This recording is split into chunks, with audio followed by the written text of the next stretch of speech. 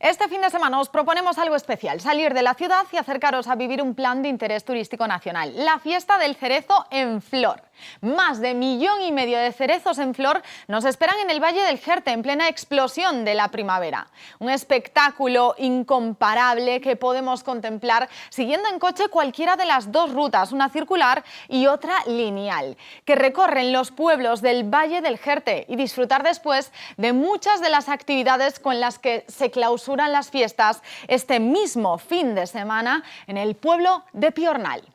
Un plan ideal para disfrutar con el crossover de moda que está siendo un éxito allá donde va, el nuevo Sant John Tivoli. Y es que este precioso crossover ha sido diseñado, como dice su nombre, para enamorar.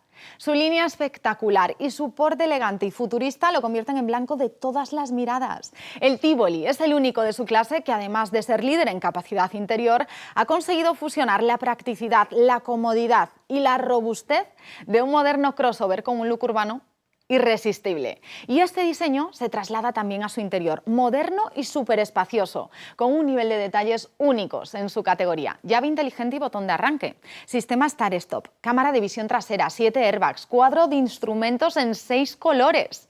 Personalízalo a tu gusto y disfruta ya de todos tus planes en el crossover de moda con 5 años de garantía. Nuevo Sant John Tivoli diseñado para crosslovers. Tivoli, I love it. Mañana más, feliz noche.